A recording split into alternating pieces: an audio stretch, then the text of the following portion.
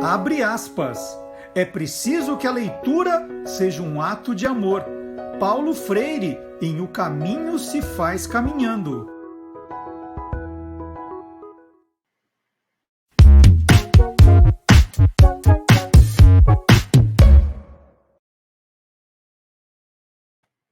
Olá, curiosos! Seja bem-vindo, seja bem-vinda. Está começando mais um programa Tô Lendo, que mostra o lado curioso dos livros, dos autores, dos ilustradores, dos designers, dos capistas, dos revisores e também dos leitores. E o que você está começando a ler? O Tô Lendo começa com uma dica literária. E hoje ela vem do ilustrador e designer Caco Bressani. Vamos ver.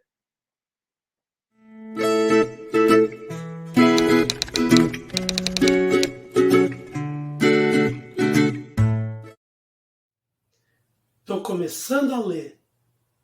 Tudo bem, Marcelo? Um prazer estar aqui participando do canal do Guia dos Curiosos. Você sabe que eu sou fã. É sempre um prazer participar de qualquer projeto seu. O livro que eu vou apresentar aqui é o livro de uma autora que me emociona muito, que eu já acompanho há algum tempo, chamada Jahide Arraes. Ela é uma escritora, poetisa, cordelista de Juazeiro do Norte, na região do Cariri. O livro se chama Redemoinho em Dia Quente. É o primeiro livro de contos da Jahide. Foi lançado pelo selo Alfaguara, da Companhia das Letras. E ele é um livro que já está sendo muito reconhecido.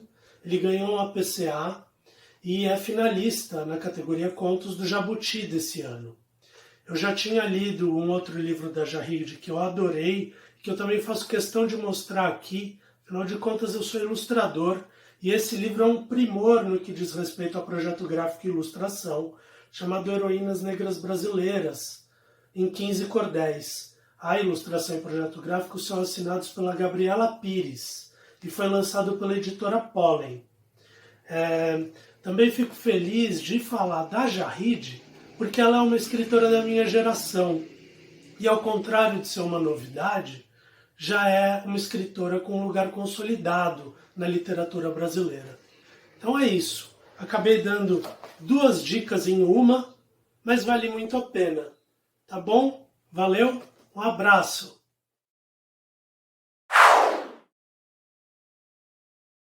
O Caco é uma pessoa muito querida. Eu já tive o privilégio de ter 2 livros meus ilustrados por ele. O Mistério da Figurinha Dourada, está aqui, tudo desenho do Caco.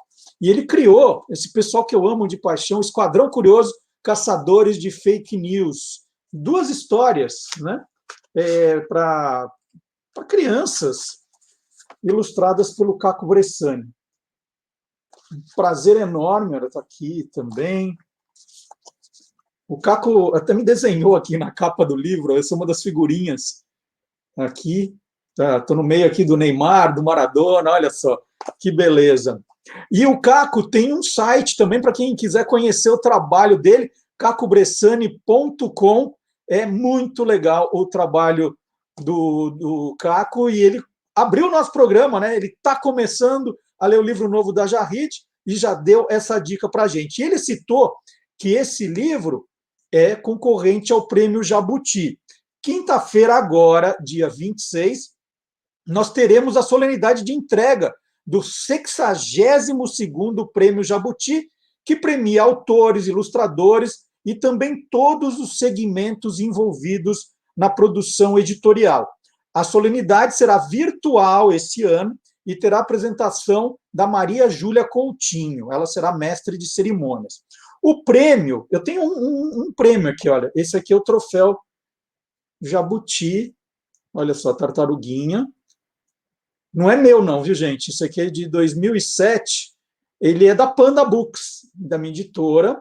Nós ganhamos em 2007 o 3º lugar na categoria didático e paradidático. Está aqui. A gente guarda sempre com muito orgulho. Esse é um dos prêmios mais importantes da literatura nacional. O prêmio foi entregue pela primeira vez no final de 1959, e uma solenidade bem simples, realizada no auditório da antiga sede da Câmara Brasileira do Livro, na Avenida Ipiranga, em São Paulo. A ideia nasceu um ano antes da cabeça do então presidente da CBL, Edgar Cavalheiro. E por que foi escolhida, né, a figura do jabuti para dar o nome ao prêmio? Por quê? Foi uma maneira de homenagear Monteiro Lobato, um dos maiores escritores brasileiros da história, né? Em Reinações de Narizinho, Lobato criou um jabuti como personagem. O bicho é lento, mas inteligente, esperto e cheio de vontade para vencer obstáculos, né? Então, daí essa ideia do prêmio se chamar Jabuti e homenagear o Monteiro Lobato. A solenidade do Prêmio Jabuti deste ano será transmitida nos canais do Facebook e do YouTube da Câmara Brasileira do Livro. Então, quinta-feira, dia 26. E agora eu vou mudar de bicho. Eu vou sair do jabuti e vou falar do vagalume. Estou falando dos meus livros infantos juvenis, e eu tenho aqui também os meus livros da coleção Vagalume. É uma honra muito grande na minha vida ter livros da coleção Vagalume. Jogo Sujo, que agora saiu com uma capa nova, tem Lagartixa no Computador, o Deu a Louca no Tempo era a capa assim, agora está mais moderno, ficou a capa assim. Tem aqui da coleção Vagalume Júnior, O Ladrão de Sorrisos, e eu tenho outro, que é Meu Outro Eu, né? Tem até o nome da nossa sessão aqui também, do nosso quadro, Meu Outro Eu, um livro que eu já escrevi. Todos fazem parte da coleção Vagalume, uma das mais importantes coleções de livros juvenis do país. E eu fiz uma entrevista agora com dois personagens que vão contar mais dessa história aqui no nosso programa, uma entrevista que vale a pena você curtir, porque tem muita coisa ali que eu não fazia a menor ideia. Por exemplo, você lembra da mascote da coleção Vagalume? Vou mostrar aqui a evolução da mascote. E tem um nome, essa mascote, gente, é Luminoso. Eu não fazia a menor ideia. Luminoso é o nome do personagem. Então, agora, vamos lá. É hora da entrevista aqui no nosso programa. E hoje o nosso programa vai contar a história e histórias da coleção Vagalume, criada pela editora Ática. E eu tenho a honra de receber duas pessoas que fazem parte dessa história. E eu começo apresentando o Jiro Takahashi, que é editor e professor há 50 anos. Ele atuou na direção editorial da Ática, né, por 25 anos. Depois, trabalhou também na Nova Fronteira, na Editora do Brasil, na Ediouro, no Grupo Rocco e na Nova Aguilar. Atualmente, o Jiro é consultor da área didática da Zapt Editora. Fundou a editora Estação Liberdade, que dirigiu entre 1990 e 1996.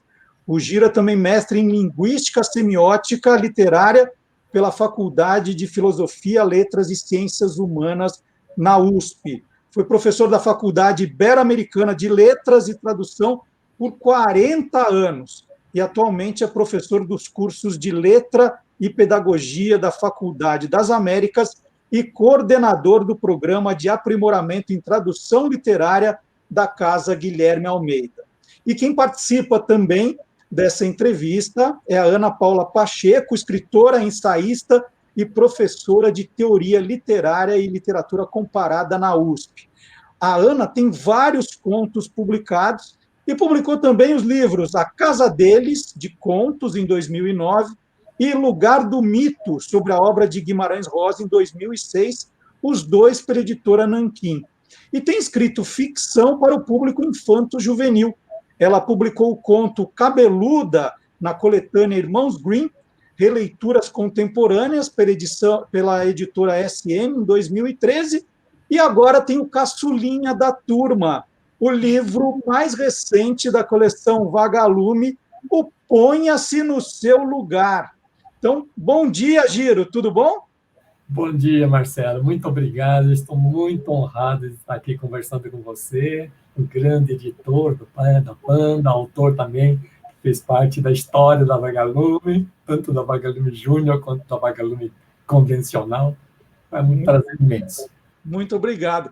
E bem-vinda, Ana. Parabéns pelo lançamento do Ponha-se no Seu Lugar. Obrigada, Marcelo. Obrigada, Giro, por estar aqui também. E é uma honra. Depois de tudo que o Marcelo falou, eu estava pensando que eu quero ser jovem como o Giro, com tanta história assim. Eu vou chegar lá. Somos dois, viu? Giro, eu vou começar pedindo para você contar um pouquinho da história da coleção Vagalume, né? Um pouquinho antes de começar a gravação, eu te contei que hoje você falar que é um autor da Vagalume tem um status incrível, né? E acho que a gente deve isso a você. Como é que foi a criação da coleção? Um grande trabalho de equipe, né? Na verdade, um grande trabalho de equipe e um grande grupo de amadores, né? Amadores nos dois sentidos, né? Então, estávamos começando, eu ainda tinha meus 20 e tantos anos, mas já dava aula, né? E já tinha, na Ática, já tinha a coleção a série Bom Livro, só de clássicos, e era assim, terrível para os alunos, porque ficar dando Aloysio, Macedo, Alencar para os meninos daquela época, né? Quer dizer, não tinha sentido, mas na época era assim, né? Era assim que funcionava a escola naquele tempo, né? E aí achamos que tínhamos que começar com uma coisa mais contemporânea, né? E aí surgiu uma ideia, e naquele tempo, até o Fernando Paixão, né? Ele era praticamente um office boy na Ática, né? E ele mesmo veio também, a gente conversava muito, que ele gostava muito de falar de literatura, já desde menino. E ele falava, por que não separa uma coleção, assim, só para... Porque ele fica misturado com Alencar, algum autor que vocês estão pensando, né? Por que vocês não separam? Bom, a gente tinha essa ideia de separar sim, né? Mas a gente fez um teste, né, com 2 livros e lançou uma série Bom Livro mesmo. E deu certo, né? Que se vendeu tanto quanto os outros da Bom Livro. Aí falamos, se nós dirigirmos para a faixa assim, de professores um pouquinho mais antenados, acho que ia dar certo. E aí a gente criou uma coleção e para ganhar o engajamento de toda a editora, que não era tão grande naquele tempo, a gente fez um concurso interno e um concurso externo. Externo foi para layout, projeto gráfico, tal e tudo, convocamos todos os diagramadores, esses designers do Brasil para fazer parte desse concurso, e dentro nós fizemos concurso para criar o nome de Vagalume, né? Quer dizer, um pessoal do Rio, um funcionário da filial Rio que ganhou, né, que sugeriu o Vagalume, e vários outros projetos que a gente fez para engajamento. Então, professores que faziam parte do nosso grupo de prospecção, né? A gente pegou algumas escolas, inclusive até assim, 2 interior, várias de São Paulo, praticamente todas estaduais ou municipais, e aí a gente fazia experiência, porque a gente não sabia muito bem o que fazer, aliás, ninguém sabia naquele tempo, né? E aí experimentamos, professores nos ajudaram, divulgadores de livros buscavam sugestões de professores pelo Brasil inteiro, aí começaram a surgir esses primeiros nomes, né? Mário Dupré, Homero Homem, Félia Nabal Fontes, tal, Lúcia Machado de Almeida, né? Aí começamos a escolher alguns, e aí fizemos teste, né? E criamos um suplemento no trabalho, porque a gente queria substituir a ficha de leitura, que era um termo muito ruim, né? Muito parecendo formulário, e a gente usou a palavra trabalho, porque era uma coisa que todo menino gostava na época, né? Pedir, dá um trabalho para nós, professora, tal e tudo, né? Então, trabalho era uma palavra boa naquele tempo, né? E suplemento porque era algo extra, não complemento, né? Uma coisa que vinha a mais, né? E aí o suplemento trabalho vinha com ideia lúdica, né? Trabalhando com aquela coisa de caça-palavras, charadas, né? Palavras cruzadas. Então, a gente começou com isso, né? E como precisava de transformar o suplemento também numa espécie de memória de leitura, nós tínhamos que fazer os alunos escrever um resumozinho, né? E para facilitar o resumo, a gente criou uma espécie de história em quadrinhos em que os meninos colocavam legendas. Então, a gente até utilizou, assim, na época, assim, nunca foi dito isso, mas a gente usou, né, as funções do Roland Barthes, do estruturalismo, para escolher quais são os os lugares que teriam que ter ilustração, né, porque aquilo dá a ideia de antes e depois daquela cena. Então, o aluno olhando aquela figura tinha que lembrar como chegou naquela figura e o que aconteceu em seguida. E aí ia seguindo. Né? Então, essa estratégia foi muito boa, porque os alunos escreviam sem o professor pedir. Os professores vinham até se queixar. Olha, o suplemento é muito ruim, vocês não podem deixar o suplemento só para a gente, porque quando eu dou para os alunos, e eu vou discutir com os alunos, eles já responderam tudo. Então, quando é que o aluno faz alguma coisa, sem o professor pedir, né? Então, isso foi maravilhoso. Então, aí, preço que nós discutimos com professores também, né? Por quantos cruzeiros, né, você indicaria um livro para os pais comprarem? Então, nós estabelecemos naquela época o padrão de Veja, né? Então, não podia superar o preço de Veja, né? Porque quando alguém reclamasse do preço, falava, olha, vocês compram, né, Brasil compra 400, 500 mil, Veja semanalmente, eu só estou querendo que 40, 50, 60 mil comprem uma vez por semestre. Né? Não é possível que isso seja caro. Né? Então, isso era um argumento assim, que não escrevíamos, mas era argumento que o divulgador usava junto com os professores. Então, basicamente foi isso, e usou a máquina de distribuição razoável, que a tinha não era tão grande, mas era já bastante razoável, né? E aí deu certo. Né? Quer dizer, e aí o pessoal foi gostando, os autores foram gostando e trazendo títulos, aí depois entrou naquele ciclo assim que foi dando certo, né? Aquele ciclo que empurra a bola para frente. Então, basicamente é isso. Ana, como é que a coleção Vagalume entrou na sua vida? Você lembra do seu primeiro Vagalume? Acho que entrou pela escola, né? Naquela época, os professores indicavam muitos livros da Vagalume, né? Então, eu lembro... É engraçado que eu tenho uma memória afetiva com o Escaravelho do Diabo, eu lembro que esse título era uma coisa que impressionava e também coincidia com uma curiosidade pelas palavras, né? O que as palavras podiam trazer. Então, esse título nunca saiu da minha cabeça, assim. E aí, talvez o Escaravelho do Diabo seja o primeiro que me chamou a atenção, mas acho que eu lembro muito da Ilha Perdida, do Feijão e o Sonho, né, livros daquela época, e depois, um pouco mais para frente, de ler o Marcos Rey, que aí me acompanhou na adolescência. Depois eu comecei a ler outros livros dele, né, mais para adultos. Olha os meus Marcos Rey, estão todos aqui, os que eu li mesmo. E o Marcos Rey, depois os livros adultos, eu lembro de também fazer viagens por sebos, conhecer os sebos, um pouco na trilha do Marcos Rey. Assim. E conta um pouquinho, qual que é a trama do Ponha-se no Seu Lugar? Bom, é uma trama que vem de uma narrativa do Gogol, né, do Nariz, mas muito pensada num colégio de elite paulistana. Então, é um menino que se chama Lucas, que um dia acorda sem o seu nariz. E ele é um menino muito rico e mimado, ele está acostumado a ter tudo que ele quer muito rapidamente. Então, isso cria uma espécie de não só desconforto, mas uma nova experiência na vida dele, em que ele precisa aprender como lidar com uma perda que está na cara, né, literalmente, essa a graça do Gogol, né?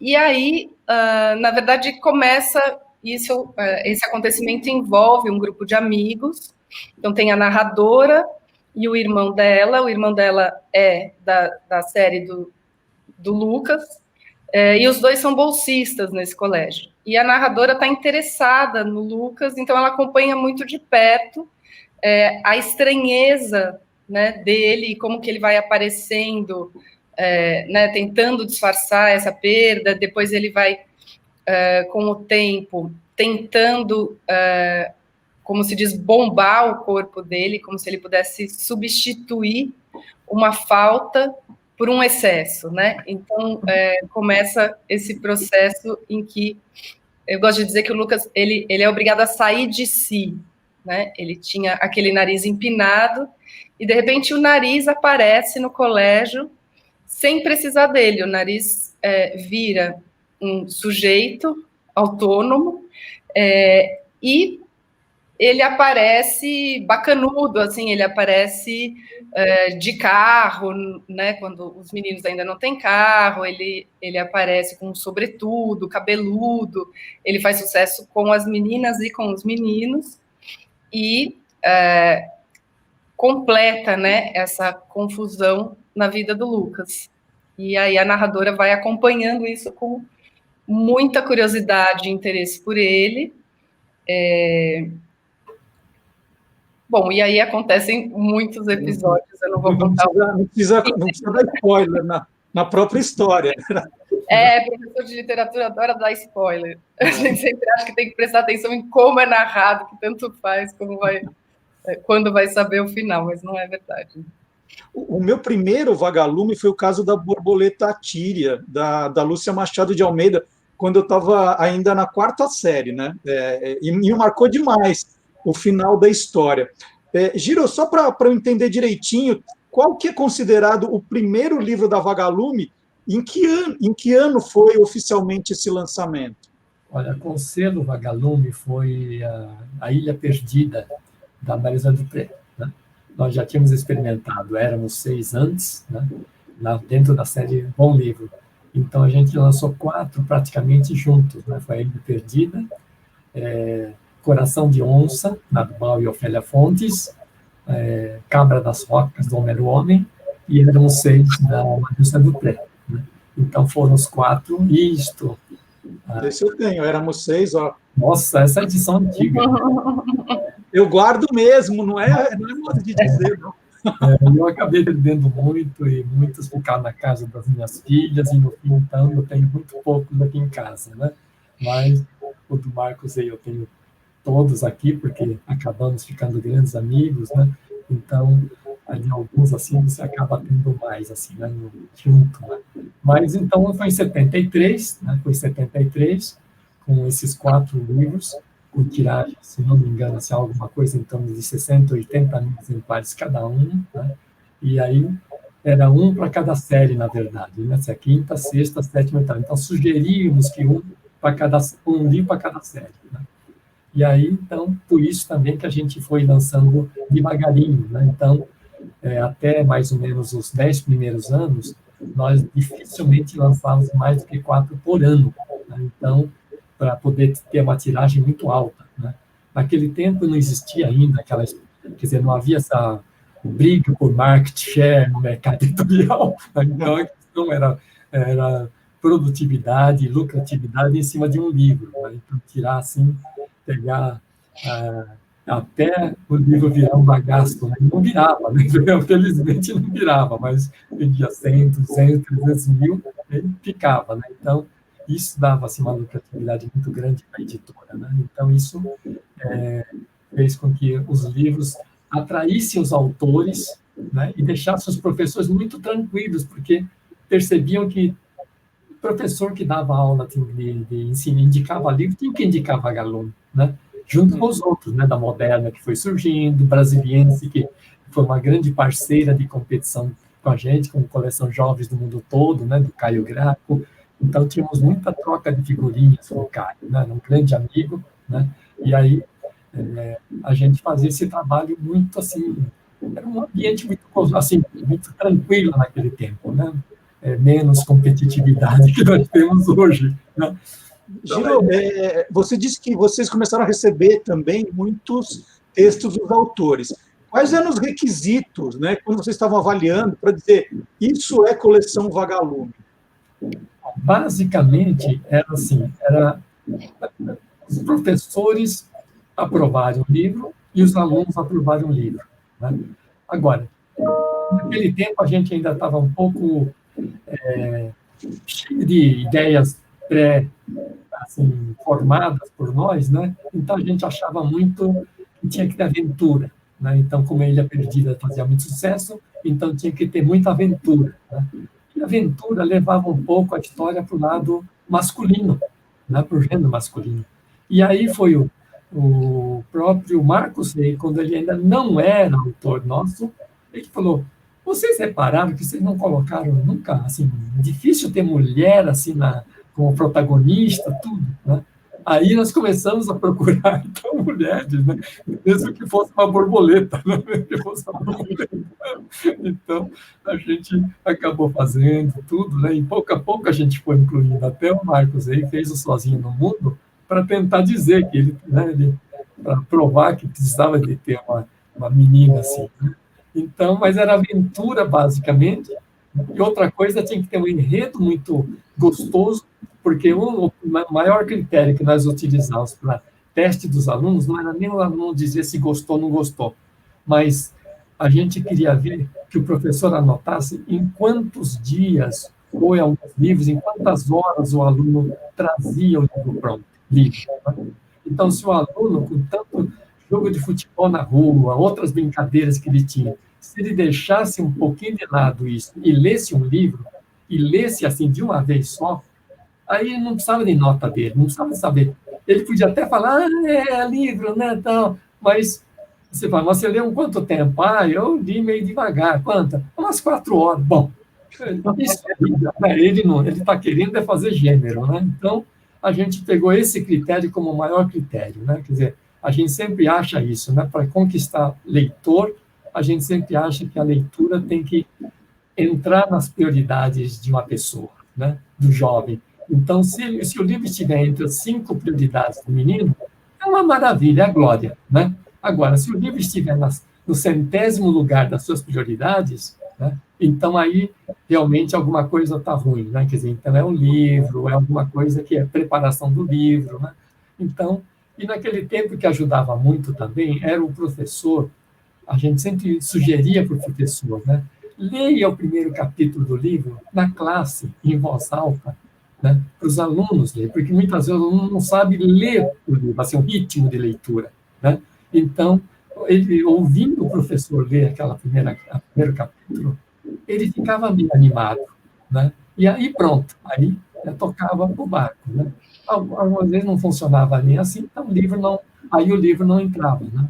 Mas muitos livros, né, vieram de autores totalmente inéditos, como o Luiz Puntel, Jair Vitória, quer dizer, pessoas que nunca tinham escrito nada, nem jornal, quer dizer, nem página de jornal, revista, né?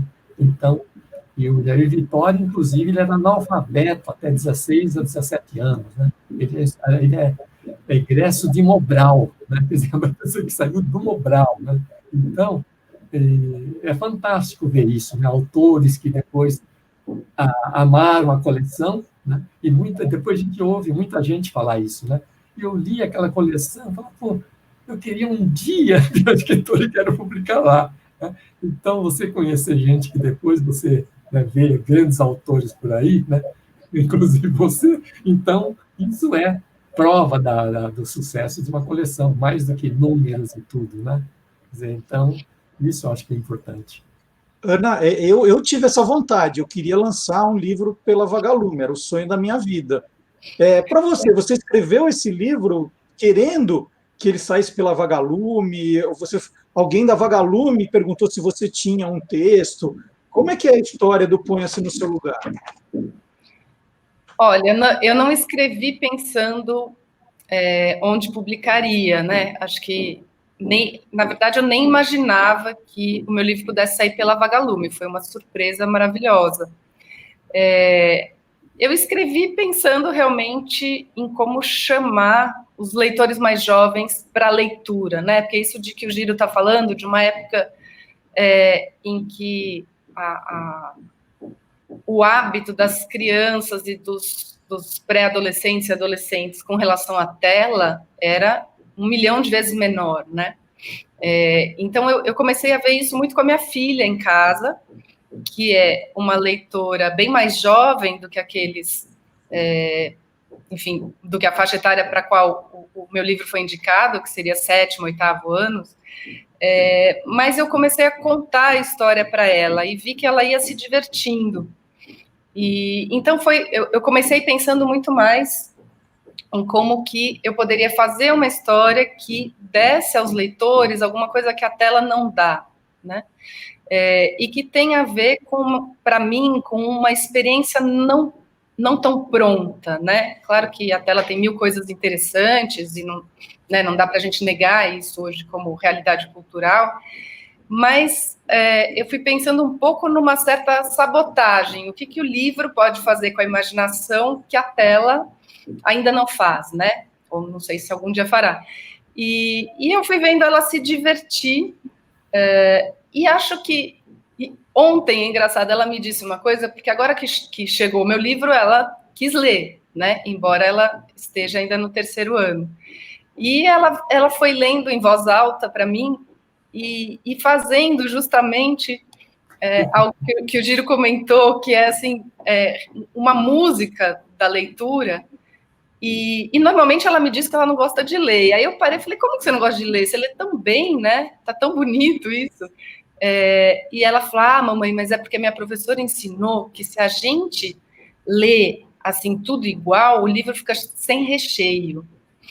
E aí eu achei muito legal isso, porque realmente eu acho que eu queria fazer uma história que pudesse ter recheio, que é esse ato do leitor completar a sua história, né?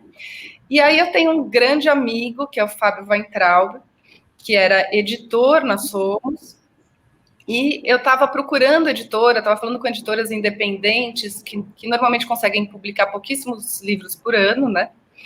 E o Fábio falou, olha, eu acho que a Vagalume a gente está querendo retomar e a gente está precisando de originais. Eu mandei, e não foi, na verdade, nem para a leitura dele, porque era uma outra editora à época, que era a Bárbara Piloto, e lá no conselho eles aprovaram o livro, então foi, na verdade, foi um presente, assim, né? Foi uma grande surpresa, inclusive porque no Brasil, acho que a gente, como escritor, tem pouco hábito de ter um livro distribuído, né? Bem distribuído, né? Eu não sei, eu sinto ao mesmo tempo um fascínio quando eu ouço o Giro falar e uma certa inveja, né? Que é desse projeto coletivo que tinha a ver com os livros, né? Como é que nem mesmo o projeto editorial era algo sozinho, né? Ele estava muito entranhado no projeto educacional, num projeto também de país, né? Um projeto que hoje a gente se esforça para retomar. Então, não sei, foi realmente uma honra, assim, e eu estou bem contente com isso. Bom, e fazer um depoimento sobre a questão da distribuição, de como a editora trabalha. Agora, durante a pandemia, só para dar um exemplo, eu conversei sobre um dos meus livros da Vagalume com alunos de Chapecó, em Santa Catarina, e com alunos de Ilhéus, na Bahia, né? Isso é maravilhoso, né? Saber que o seu livro está sendo lido no Brasil inteiro é muito legal. E sobre essa importância que tinha para mim publicar na Vagalume, Ana, eu tenho guardado aqui a coleção do Marcos Rey, né, que eu mostrei aqui, que é os que eu lia. E eu queria ser o Marcos Rey quando eu crescesse. Eu falava assim, não, eu vou escrever tão bem quanto ele. Eu ainda estou tentando, mas não consegui. Mas o primeiro livro, a editora Carmen Lúcia Campos mandou para o Marcos Rey, né, o meu primeiro livro, Jogo Sujo. E eu ganhei de presente do Marcos Rey, assim, o Gincana da Morte, com uma dedicatória dele. Aqui está a dedicatória, vou ler, né, do Marcos, no dia 12 de março de 92. 1000 jovens... Não, como é que é? A letra do Mário... 1000 jovens leitores da Vagalume devem ter sonhado entrar para o time. Conheci diversos. Só você conseguiu, parabéns. O resto vai ser muito fácil. Isso é o maior prêmio literário que eu já ganhei na minha vida. É um negócio espetacular. E o Marcos, é uma pena, não conheci o Marcos pessoalmente, mas guardo isso de recordação. E ele foi o grande nome da Vagalume, né, Giro? Foi um grande nome. E o que ajudou muito, né? Eu tenho que fazer sempre essa homenagem assim, né, às pessoas que continuaram levando, porque uma coisa que eu sempre falo é o seguinte, aqui no Brasil, uma coisa das mais difíceis é a manutenção, né? O Brasil é um país que lança, mas não sabe manter, né, de modo geral, né? Quer dizer, larga, descarta logo, né? E no nosso caso, assim, de Vagalume, eu acho que, assim, o Brasil da leitura tem uma dívida muito grande, assim, com três profissionais, né, que acompanharam, foram meus assistentes, pegaram um bastão melhor do que eu, que é o caso do Fernando Paixão, né, que seguiu firme, veio de escola pública como eu, e depois veio a Carmen Lúcia, que veio estagiar no tempo que ela fazia colegial, né, segundo grau, na época que nós falávamos, de escola pública também, né, é uma menina, assim, negra, única que estudava na família dela, né, mas gostava de ler. Ela, professora, falou, tenho que fazer alguma coisa por ela, né, porque ela não vai ter futuro. Então, professores tinham contato com a gente, né, falaram, gosta muito de ler, gosta demais, está toda hora, empresta o livro a ler. Então, Carmen Lúcia veio assim, né, ela era menor, assim, praticamente. Depois, nós ajudamos para fazer ela entrar na USP, né, em letras. Aí, enquanto estudou em letras, para poder fazer curso de manhã, então ela só trabalhava meio período por 4 anos, né, Carmen Lúcia, e tinha também uma outra, que é a Marina Penzler, né, que fazia muito bem suplementos, tá, e tudo, né, infelizmente morreu muito jovem. Então, esses 3 fizeram a manutenção, sabe? Então, pegaram o bastão e levaram e deram aquilo que eu já tinha comentado, né, sobre contemporaneidade, quer dizer, como no começo era muito difícil trazer autores mais contemporâneos, com temas contemporâneos, né, e aí eles fizeram isso, né, então, realmente, por isso durou tanto tempo, né, porque eu, na verdade, larguei, assim, de colocar a mão na massa na Vagalume em 84, né, 83, 84, né, 84, quando eu fui para Nova Fronteira, então, eu deixei na mão do Fernando, né? E aí, eu nunca mais botei a mão na massa, né? Fiquei praticamente 12 anos com a Vagalume e podia terminar. E ele tocou muito mais tempo do que eu, né? Quer dizer, tocou muito mais tempo do que eu, quer dizer, eles, os 3, né? Quer dizer, tocaram quase 30 anos, né? Então, isso é maravilhoso, né? Então, é isso que eu acho que foi muito importante, assim, para a manutenção da Vagalume, né? Quer dizer, porque o Marcos Rey também, outra coisa que a gente fez com ele foi, eu conversei muito com ele, para não canibalizar, né, a produção dele, então de fazer apenas um livro por ano. Ele achou muito ruim na hora, né, qualquer autor, eu posso fazer um por mês, né, vocês vão publicar um por ano, né, então, enquanto a gente publicava os adultos dele, devagarinho, né, que ele animava, ele esperava um livro por ano só, né, mas um livro por ano, que a tiragem inicial é de 120 mil, né? Quer dizer, nunca tirou menos de 120 mil. Né? Então, ele achou realmente que ele espera o público querer, o público já está pedindo, cadê o novo livro do Marcos Rey? Né? Aí ele vinha com o livro novo. Né? Então, isso fez o Marcos Rey também conseguir o sucesso que teve.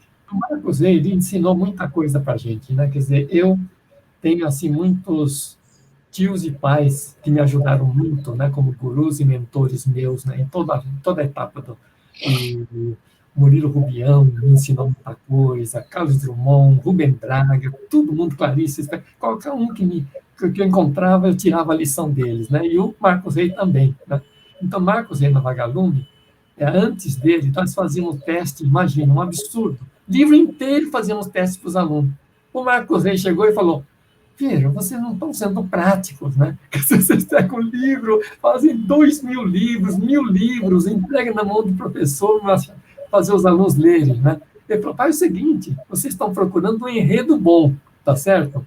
Então, vamos fazer o seguinte, o que eu faço no sítio Pica-Pau Amarelo na Globo, eu faço o seguinte, eu mando uma sinopse para eles, né? Uma sinopse de 3 páginas, e eles dizem se está bom ou não. Aí eu pego e desenvolvo. Então, desde o Mistério de 5 Estrelas, que foi o primeiro, ele falou, vamos fazer a experiência, vamos fazer uma sinopse, né, e você vai experimentar. Você pode mandar para muito mais gente a sinopse. Né? Exatamente. Então, a gente fazia uma experiência com 1.000 alunos no máximo, e com o Marcos Rey já passamos a fazer 3.000, 4.000 alunos, né, porque era só sinopse, muito mais fácil. Né? Hoje, então, com a internet, faria muito mais, mas já com o impresso já dá para fazer isso. Aí eles davam. E os alunos deram, por exemplo, os professores dos alunos, não sei quem que deu, de colocar um cadeirante no Ministério Sem Questão. Não existia. Né? O Gini, né? É o Gini. Então, ele veio da sugestão dos leitores. Nem Marcos Rey, nem eu. Marcos Rey não colocava, porque todo mundo sabe hoje que ele tinha problemas de articulação e tudo por causa da lepra desde a infância dele. Né? Então, teve muito preconceito contra ele. Então, ele escondeu até a morte. Ele falou, enquanto eu vivi, ninguém sabe disso. Eu não sabia disso. Né? Eu nunca soube disso. Mas eu sabia que ele, quando almoçavam juntos, tá, tinha dificuldade para comer, tal, pegar garfo, tá, e tudo, né? Mas eu não sabia direito o que era, né? Tudo. Caminhava de um jeito também diferente, porque ele tinha perfuração no pé, tal. Então, era uma coisa assim que eles conseguiam guardar de uma maneira assim incrível, né? Ele falou, não quero que ninguém tenha compaixão, ainda mais que ninguém fuja de mim, que ele me evite por isso. E ele foi, assim, fantástico nesse sentido, né? E aí, com isso, ele trouxe essa experiência, e ele mesmo falou, não vou colocar pessoas com problema, porque eu, na verdade, tenho, né? Parece que eu estou querendo colocar, mas aí os alunos pediram isso, os professores pediram isso. Ele foi com tudo, né? Ele foi com tudo, e foi maravilhoso, né? Então, trouxe banda de rock na coleção, né? Foi um dos primeiros assim, para trabalhar com temas contemporâneos, né? Então, na época de Blitz, aquela turma nova que surgiu nos anos 80, ele captou na hora, um cara de mídia, né, o Marcos Rey, né, de televisão. Então, já pôs um Rápido Garoto de Ouro, né? Então, ele depois colocou Sozinha no Mundo, colocando uma menina, né, a órfã, para ser protagonista. Então, ele ensinou muito a gente, sabe, no caso de Vagalume, né? Então, ele só teve que aceitar da gente, e eu não me arrependo de ter forçado isso, porque foi bom para o sucesso dele fazer um livro por ano. Né? Então, você tem todos dele. Eu estou vendo aí que você tem mais do que eu pensei que ele tivesse escrito o Vagalume, né? Então, realmente, aquilo ia agradecer, topou, porque também a editora tinha tanta certeza da venda do livro, então a gente entendeu por que ele queria um livro por mês. Então, a gente dava um adiantamento muito alto para ele, né? Então, a pessoa que vendia no conjunto alguma coisa em torno, assim, de, vamos dizer, de 500 mil livros por ano no conjunto, então, em vez de receber de uma vez só, então, o que nós fazíamos era pagar por mês uma média daquilo. Né? Então, aí, ele vivia muito tranquilamente, sossegadamente, e para a editora ajudava no fluxo de caixa da editora. Quer dizer, então, aquela famosa uma mão lavando a outra. Né? Então, foi isso, né? Quer dizer, foi fantástico, Marcos Rey, sobre todos os aspectos, né? Até mesmo indicando amigos e tudo, né? Wilson Rocha veio, foi a indicação dele. Então, assim, foi ótimo, né, nesse sentido, quer dizer, a gente está sempre aprendendo, né? Então, isso que faz, acho que a gente ter a cabeça um pouco mais, assim, aberta, mais, né, não de velho, né? Velho é aquele que já não aceita mais nada, né? Então, quando a gente está querendo aprender coisa, a gente está aceitando vir coisas, né? Então, isso que ajudou muito o Marcos Rey. A Ana falou também que o Marcos Rey foi importante na formação dela como leitora e depois escritora. Fala um pouquinho do Marcos e se teve algum outro autor, Ana, que te influenciou também aí de tempos da Vagalume. Bom, o Marcos Rey, para mim, ele foi quase um caminho pelo mundo dos livros, assim, um caminho diferente do que eu tinha, né? Eu estava num colégio, né, de classe média alta, um colégio privado, então a gente tinha, de alguma maneira, também a coisa da leitura muito mastigada, né? E quando eu comecei a ler o Marcos Rey, eu acho que justamente por isso que o Giro apontou, né? Ele ia por mundos que não eram tão dados para a gente nesse tipo de ambiente, né, muito de, digamos, de uma elite branca, autocentrada, e ele trazia não só novos temas, né, mas também personagens menos frequentes, que era disso que a gente estava falando, né? Então, os cadeirantes, os anões, depois, né, em outros livros, os gigolôs. E eu acho que isso, para mim, ficou marcou junto com essa descoberta dos sebos. Eu, quando era criança, desde cedo eu gostava muito de escrever, antes mesmo de gostar muito de ler. Foi um pouco ao contrário, assim, e escrever era uma maneira para mim de passar férias. Eu lembro de férias em que eu ficava em São Paulo e não tinha, eu morava em prédio, quer dizer, não tinha muita aventura ali, no sentido que os livros podem trazer, né? Então, uma vez eu pedi a máquina de escrever emprestada do vizinho, que era pai de uma amiguinha minha, e comecei a escrever. E isso era um jeito de passar férias, né? Assim, na minha cabeça. E o Marcos Rey, acho que apareceu nesse contexto, então misturando essa coisa do livro com a vida, né? Por onde que eu posso ir, né? Um pouco puxada pela mão desse autor, né? E nesse sentido, isso junta com o Ponha-se no Seu Lugar, né? Com este livro de agora, porque acho que o que esses autores da coleção Vagalume me ensinaram de cedo, né, desde cedo, foi essa ideia de pensar com a cabeça dos outros, que é uma lei do Brecht, né, assim, como é que pensamento de verdade é coletivo. Então, como é que a gente pensa com a cabeça dos outros e como é que quando a gente escreve ou se expressa, a gente também convida os outros para pensarem dentro da nossa cabeça, né? Então, quando eu li O Nariz, foi um pouco isso que me despertou, uma vontade de pensar junto com aquele livro. E aí teve esse encontro da matéria sobre os jovens modificando radicalmente seus corpos, né? Os jovens que começaram a fazer já há alguns anos cirurgias, preenchimentos, enfim, né, a querer transformar o corpo para se parecerem bonecos. O que foi um choque, né? Assim, na infância ou mesmo na adolescência, o que a gente lia sobre bonecos era, de fato, ou ficção científica, né? Ou um tipo de ficção como do Hoffman, dos autômatos, né? Ou ficção de terror. E, de alguma maneira,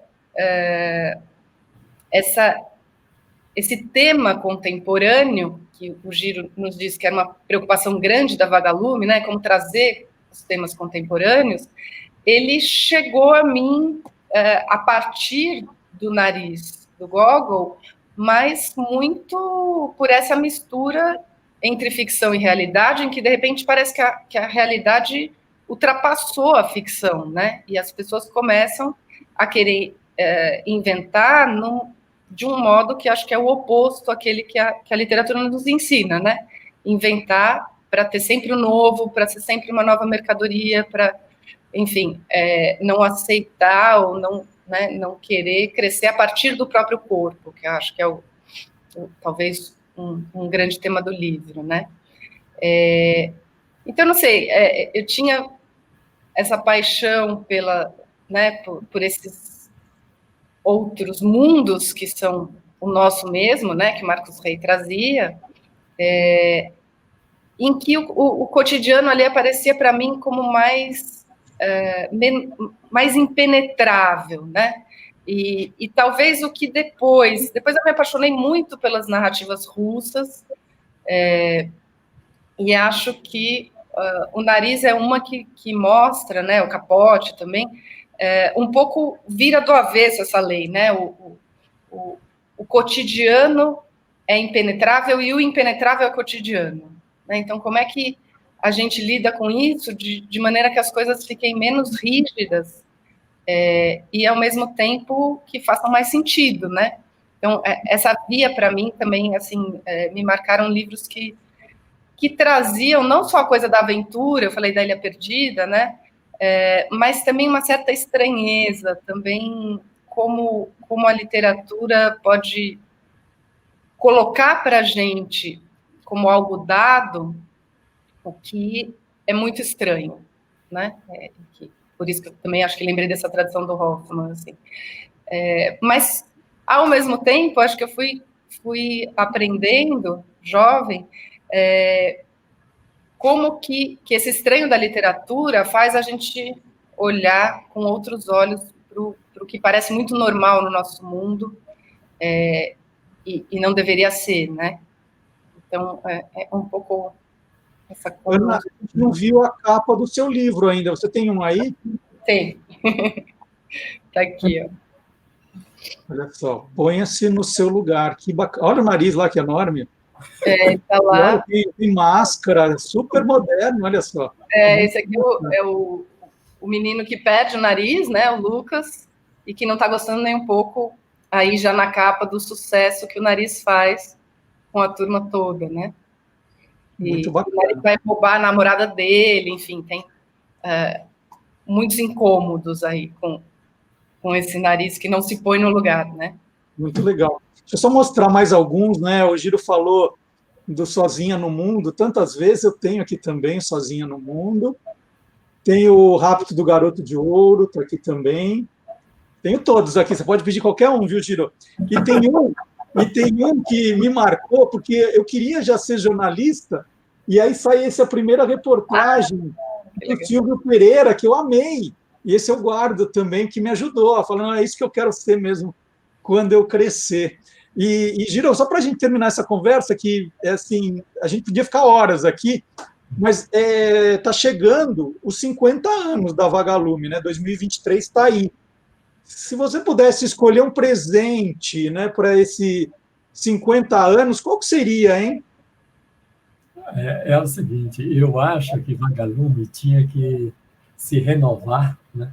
E eu acho que o que seria maravilhoso é que eles fizessem um tipo de suplemento de trabalho assim, usando multimídia, sabe?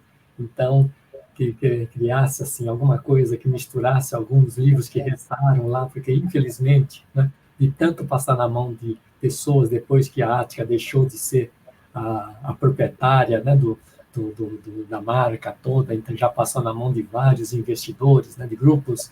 Então, para mim, não tem assim, grandes expectativas, mas eu acho que por conta do tipo de investidor que tem hoje, é muito mais assim, que pensa muito com multinegócios, né? Então eu fico pensando que, porque eu estou há muito tempo já torcendo para que a Vagalume tenha, né, uma coisa assim que trabalhasse com multiplataforma, sabe?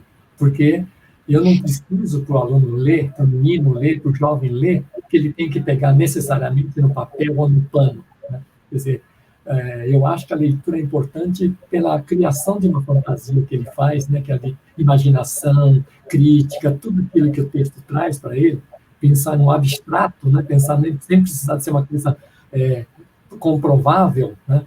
Então, já trabalha com isso, e aí eu acho que tinha que trabalhar com muita coisa assim, variada, sabe, que o menino poderia mexer, né? Então, se ele tiver experiência de leitura, mesmo que seja em tela, eu tenho que aceitar isso, porque hoje eu mesmo leio muito mais e-book do que livro impresso, sabe? Hoje eu compro pelo menos assim, 60% a 70% de livros digitais e menos, né? Principalmente por causa do preço até, né? Preço e facilidade, portabilidade, quer dizer, não tem mais nem onde ficar carregando o livro, né? Então, se a Vagalume virasse uma Vagalume assim, sabe, eletrônica, vamos chamar assim, né, e deixando o papel também de lado, como um papel para uma coisa mais especial, né, eu acho que aquilo seria o grande acontecimento nos 50 anos, sabe? Quer dizer, nos 50 anos, assim, trabalhando assim com a mídia de modo geral, né, porque você pode fazer isso, né? Coisas não penso nem em coisas mais simples, que isso é fácil, botar um QR Code, por exemplo, e botar a pessoa. Mas muito mais do que isso, né? Quer dizer, hoje, se você lê e-book, você consegue, assim, clicar numa coisa, você tem um mundo à parte. Quer dizer, você viaja naquilo. Então, realmente, aí, a coisa da viagem, da leitura, fica, assim, explícita mesmo, né? Não é só metafórico, né? Porque você lê, você viaja, não. Você viaja de fato, né, no mundo virtual, sabe? Então, é isso que eu esperaria, né, para a coisa, assim, porque parece que o pessoal trabalha muito com a ideia da nostalgia, sabe? Então, eu não... Né, e até me chama um pouco, e eu fico pensando muito nisso, né? Então, o pessoal deve estar me esperando muito assim, ai, que bons tempos aquele. Não, bons tempos são os que vão vir, sabe? Vai depender de nós, vai depender de nós, mas é isso que eu tenho que apostar, né? Quer dizer, senão... acabou a minha vida, né? Então é isso. Então, o presente melhor é isso aí, transformar tudo numa coisa mundial, web, sabe, www. O Giro está falando que compra e-book para facilitar, não, é que na estante que está atrás dele não tem mais lugar para livro ali, olha. São de duas camadas e tem mais 2 cômodos aqui em casa que tem mais isso, né? Porque eu não posso deixar, hoje moro no apartamento, não moro mais em casa, então eu tenho um pouco de receio de criar um peso exagerado numa coisa só, então eu divido por quartos e salas, não vou dividindo as estantes, senão porque tem uma estante que tem 3 camadas, né? 3 camadas de livro, não consigo achar depois, né? Então, Ana, você viu que o Giro jogou responsabilidade para quem está chegando agora na coleção, e é você, né? Como você está imaginando que vai ser a comemoração desses 50 anos? Falando um pouquinho desse futuro da leitura, né? Você tem uma filha, aí é uma geração que daqui a pouco está só em telas. Como é que vai ser isso? Bom, eu estava aqui pensando que é difícil falar depois do Giro, né? Realmente... acho que é uma lição isso, e essa é uma lição que não está posta para a gente só agora, né? Eu estava, acho que pelo que eu falei antes, pensando ainda no Brecht, quando o cinema começa a se desenvolver, o Brecht, que era um homem de teatro, ele, ao contrário de pensar, não, né, o verdadeiro sentido está no teatro, necessariamente, as pessoas precisam estar ali, necessariamente precisa ter o palco, ele, né, como grande experimentador que ele era, ele pensa ao contrário, ele pensa o que a tecnologia do cinema pode fazer com a minha obra. Isso não tem só a ver com divulgação, né? O Giro estava falando, eu entendi num sentido mais amplo, tem a ver com, bom, né, o e-book é menos caro, a gente mora dentro dos livros, nas casas, não temos mais onde pôr, etc., mas tem um outro lado, talvez até mais ou tão importante quanto este, que é como que a tecnologia pode reinventar também a leitura, né? Então, o Brecht, quando ele vê uma peça sua filmada, né? Ele está lá, né? A Ópera dos Três Vinténs. Quando ele vê o resultado, porque aí o roteiro também escapa das mãos dele, né? Vem Hollywood, toma conta de tudo e tal, e ele vê um resultado que era quase um teatro filmado, embora eu adore ver até hoje, mas ele é uma grande decepção, porque ele pensa, não é isso, teatro filmado, então vamos continuar fazendo teatro.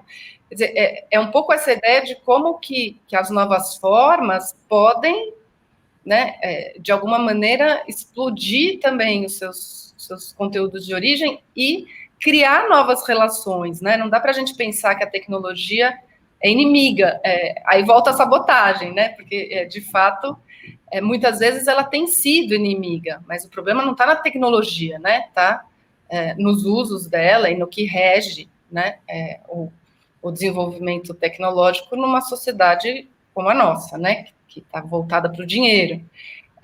Mas acho que em termos de imaginação e de interação das crianças e dos jovens com o livro, a tecnologia pode abrir muita coisa. Então, acho a ideia do Giro incrível, né? Inclusive porque a gente pode ter a vagalume toda ali, né?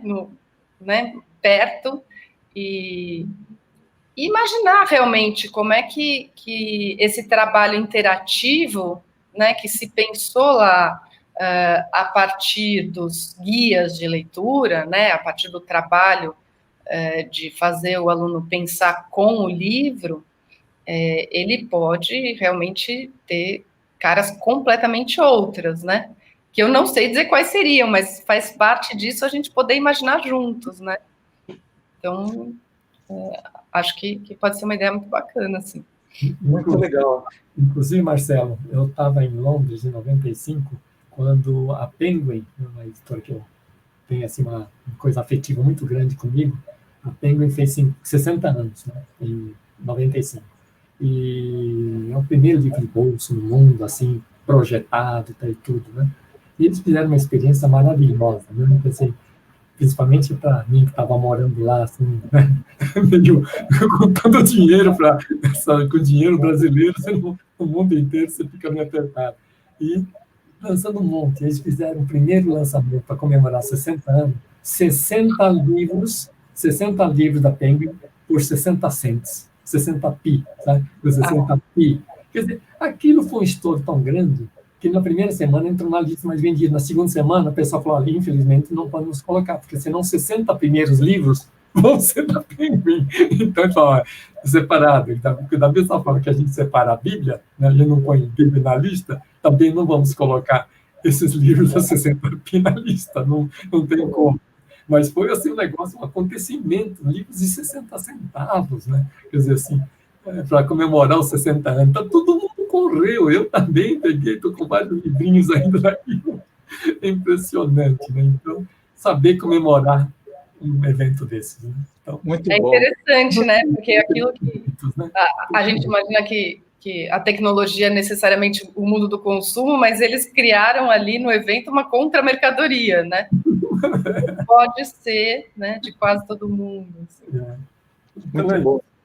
Olha, queria demais agradecer esse papo com vocês, porque era uma maneira de juntar, né, os 47 anos da história da Vagalume. E começou com o Giro, e que tem hoje como caçula a Ana Pacheco. Então, Giro, muito obrigado aí pelas histórias, pelo seu tempo. Ana, parabéns por entrar aí no time, que o Ponha-se no Seu Lugar faça muito sucesso e que a gente volte a se reunir logo para comemorar os 50 anos, então. E a gente convida mais gente, tá? Vamos fazer uma questão aqui. Giro, muito obrigado. Muito obrigado. Obrigada, Giro. E a gente vai terminar essa entrevista com um clipe, né? A gente falou de tantos livros, de tantos autores, e nós preparamos um clipe com capas de livros da coleção Vagalume que a gente vê agora.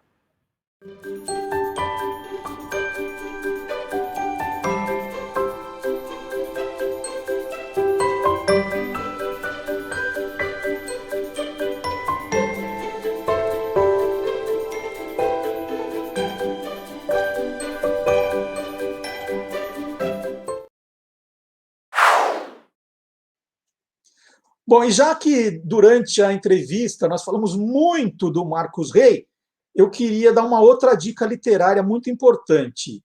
Edmundo Nonato, né, que é o verdadeiro nome do Marcos Rey, ganhou uma biografia espetacular escrita pelo jornalista Carlos Maranhão.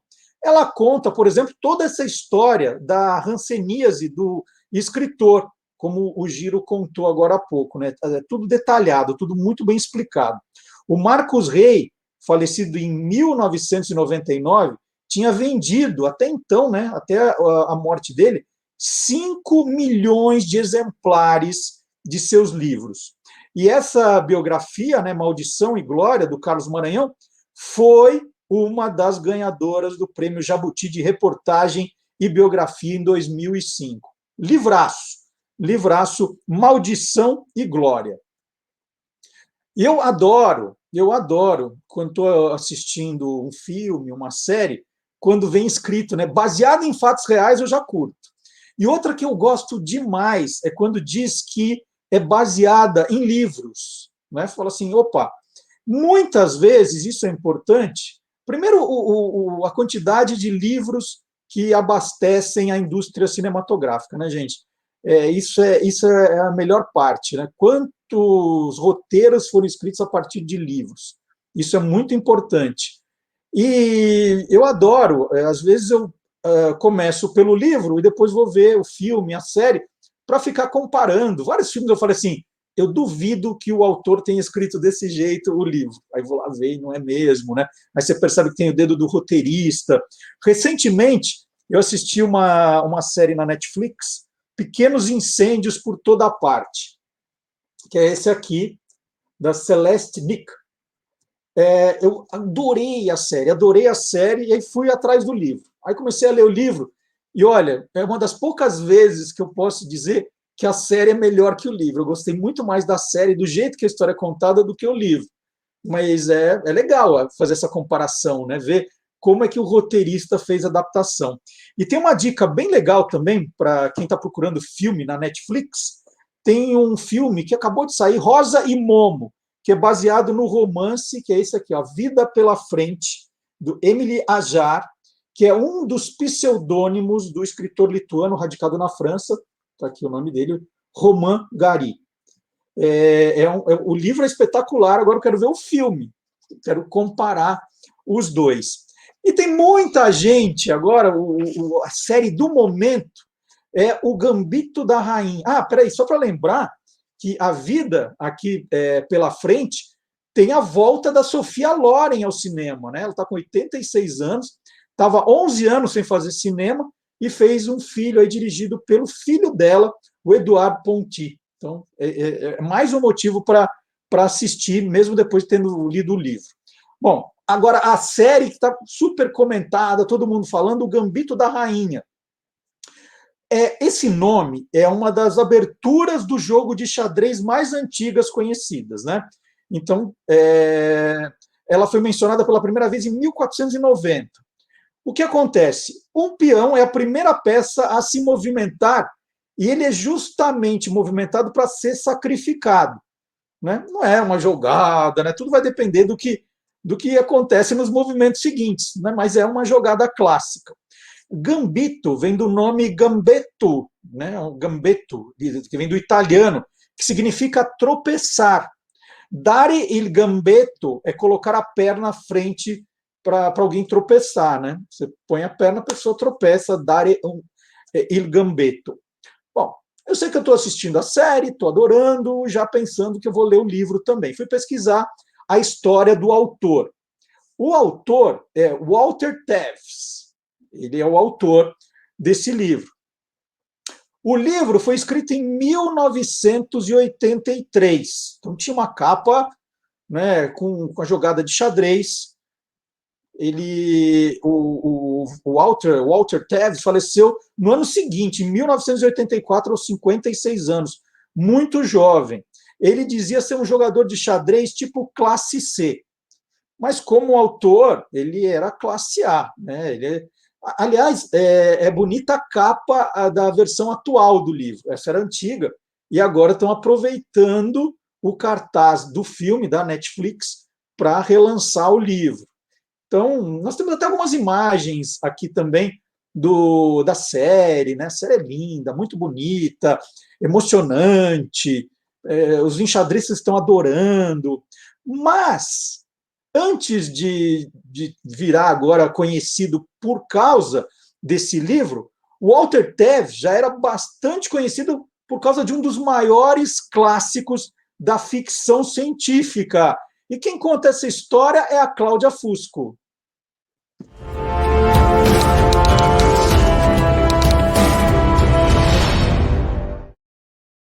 E já que estamos falando de Walter Tevis, não podemos esquecer do seu grande clássico de ficção científica, O Homem que Caiu na Terra, publicado pela primeira vez em 1963. A trama conta a história de um protagonista alienígena, o Thomas Newton, que é enviado para a Terra depois de receber uma missão no seu planeta natal, Antea. Antea está destruída por conta de inúmeras guerras nucleares, então é a missão de Newton vir até a Terra para salvar seu povo. A partir daí, a gente vai acompanhar a jornada desse alienígena se adaptando aos costumes humanos e, ao mesmo tempo, sendo visto pela humanidade e sendo reconhecido como alguém diferente. A forma que o Tevis conta essa narrativa é bem poética e envolvente, e não é à toa que o livro acabou se tornando um clássico cult. Em 1976, ele ganha sua primeira adaptação para o cinema, que ficou bem conhecida porque tem o David Bowie como protagonista. Essa foi a primeira aparição do David Bowie no cinema, e como muitos de vocês devem saber, ele acabou aparecendo em muitos outros filmes depois disso. Além disso, O Homem que Caiu na Terra acabou ganhando outras adaptações para o cinema e para a televisão. Essa obra ganhou um status tão grande quando foi publicada que acabou influenciando muitos outros autores de ficção científica também. Entre eles está o Philip K. Dick, que era absolutamente obcecado pelo filme O Homem que Caiu na Terra. Ele acaba homenageando essa paixão toda dele no livro Vales, em que os personagens da história são também apaixonados por um filme específico. Além de ser um clássico que retrata muito bem a forma como a humanidade trata o outro e o diferente, É também considerada uma das grandes obras sobre o alcoolismo. Mas aí a gente não vai ficar contando spoiler aqui. Vão lá, corram atrás do livro e do filme também. Por sinal, a obra foi traduzida pela editora Darkside aqui no Brasil, como vocês podem ver nessa belíssima capa aqui, mas ela está esgotada atualmente. Então, das duas, uma. Ou é bom procurar num sebo, ou vamos pedir para a editora Darkside relançar essa edição tão bonita e tão caprichada. Seja escrevendo sobre dramas realistas ou sobre ficção científica e alienígenas perdidos no espaço, Walter Tevis deixou um grande legado para a literatura e para a criatividade. Então, como sempre, vou deixar aqui meu desejo para você de uma boa leitura. Mas se você quiser, bom filme também. E olha que legal, a Cláudia Fusco, lembrando sempre, a escritora, jornalista e mestre em estudos de ficção científica pela Universidade de Liverpool, na Inglaterra.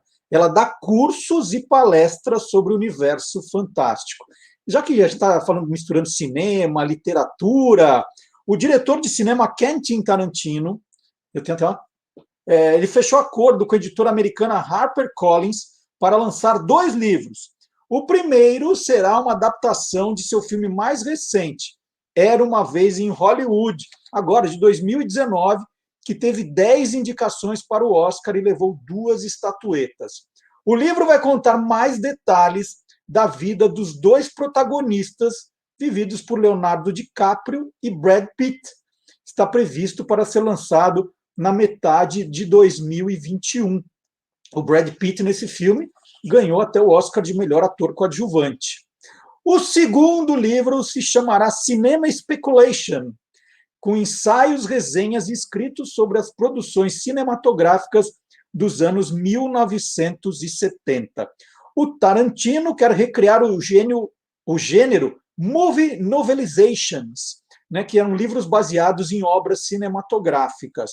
Vale lembrar que o Tarantino já ganhou 2 Oscars de roteiro original, Pulp Fiction e Django Libertado, e concorreu outras 2 vezes, né, Bastardos Inglórios e Era uma Vez em Hollywood. Eu estou até com a camiseta aqui, do Tarantino hoje para o programa.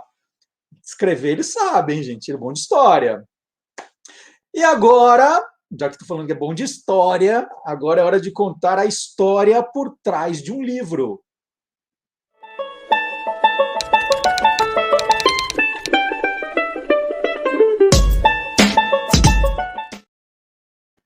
Bom, em domingo agora, muitas cidades do país terão o segundo turno das eleições municipais. Em São Paulo, sempre que tem eleição para a Câmara Municipal, como a gente teve agora, né, nós lembramos do rinoceronte cacareco, aqui, ó, que na verdade era uma fêmea, viu, gente? Cacareco teria recebido aí por volta de 90 mil votos. Na época era voto suficiente para virar deputado federal, não era vereador, não. Foi um voto de protesto da cidade. Mas, na verdade, foi uma grande brincadeira. Teve um jornalista, reuniu pessoas, eles fizeram uma campanha mesmo para o Cacareco ganhar os votos. A gente nunca vai saber se esse número é real, porque os votos foram considerados nulos. E naquela eleição, somando os brancos e os nulos, foram 150 mil votos. Por isso essa estatística. Na época, um eleitor declarou, né? É melhor eleger um rinoceronte do que um asno. Então, tem um monte de coisas aqui dessa história no livro escrito pelo Antônio Costela. Esse livro é de 1976, também só vai encontrar em sebos, e faz parte de uma coleção, são 3 livros. Eu, na verdade, tenho esse e esse outro, Bucéfalo, o Grande, né? Porque é o cavalo que auxiliou Alexandre o Grande a conquistar o mundo. Então, eu tenho essa coleção com os 2, falta um, que é Dick, o cão que salvou vidas. Era um cão aqui de São Paulo também, que salvou a vida de uma criança, virou um herói. Tem um quartel da PM de São Paulo, da Polícia Militar, que tem lá a estátua do cachorro, né? Então, essas histórias são contadas pelo Antônio Costela, que fez uns livros bem bonitos sobre animais. São livros pequenininhos, mas muito, muito atraentes, com uma história muito bonita. E eu queria, então, contar o Era uma Vez com esses 2 livrinhos, que Tô Lendo número 1, eu falei de biografias de animais de fora, né, de animais do cinema que ganharam biografias. E aqui nós temos biografias de animais ilustres. Né? Tem dois brasileiros e um que é de história geral. E para terminar o programa, estou terminando o programa, mas estou terminando de ler também. O que o Geraldo Nunes está terminando de ler?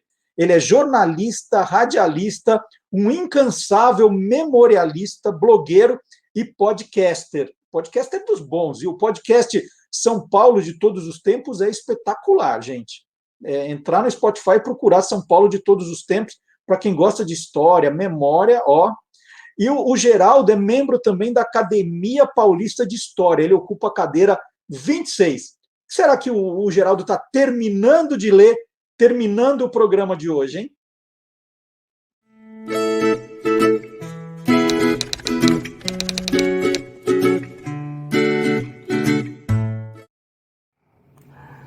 Estou terminando de ler a biografia de Dom Pedro II, mas tem que ser essa aqui.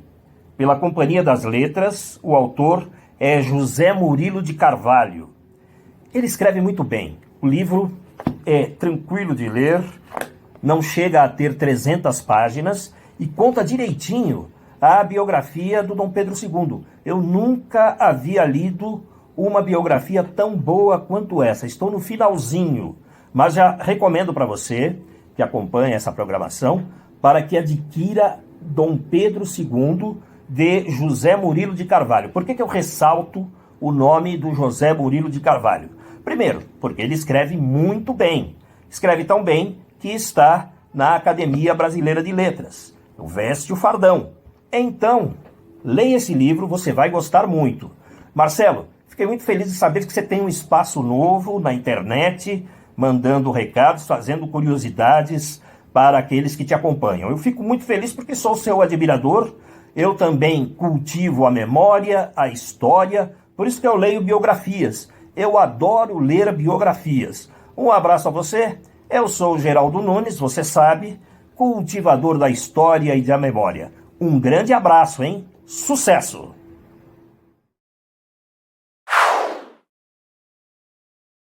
Que legal encerrar o programa com o Geraldo Nunes, pessoa fabulosa, espetacular. E vocês viram pelo marcador de página que ele está terminando mesmo. Aqui a gente não engana ninguém. Muito obrigado pela companhia mais uma vez. Terça-feira que vem tem outro Tô Lendo e nós vamos falar de um jeito novo de ler os clássicos brasileiros. Vai ser um programa muito legal também. Muito obrigado. Então, até o próximo capítulo na semana que vem. Tchau.